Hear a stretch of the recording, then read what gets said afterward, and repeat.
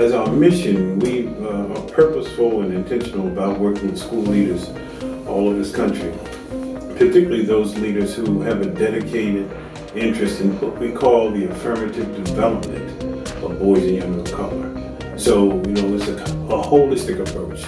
We want to look at the social, emotional context and enable school leaders to help boys to develop their full selves. I think what is also important about COSBAC is that we are determined to change the negative narrative. So we very rarely speak about those negative statistics, which most people already know. We talk about how can we lift up boys to promise rather than pathology. Dr. Jelando Jackson, in this inimitable way, we happen to be in the same space. We happen to be at Morehouse College a few weeks back for a Kappa convening. We were talking about the Guide Right program on a larger level. And so during the course of the conversation, he slipped me a card, which was the Colloquium, and said, we'd like for COSBAC to be a sponsor and for you to attend. The session on Black male initiatives, and particularly the conversation we had on rites of passage programs, to both to hear what other people are doing, across the nation, across the globe, around how do you usher young men to another stage of transformation, and then to see and to kind of contrast and compare that with what we're doing. So I think Kamal Patel, who was our representative on that, did a very nice job of really underscoring and lifting up that this has to be part of the fabric.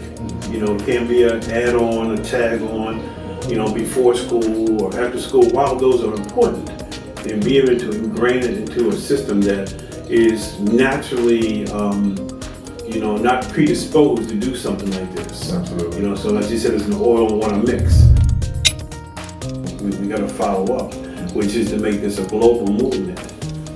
I talk from a space of a national organization. I want to make this a national movement, but I see a linkage between scholar community working on Black male issues, researchers, practitioners, and policymakers, coming together on a larger than a national level. Because if we think globally, my premise is that if we think globally and try to put those structures in place that's going to operationalize that, it'll happen nationally.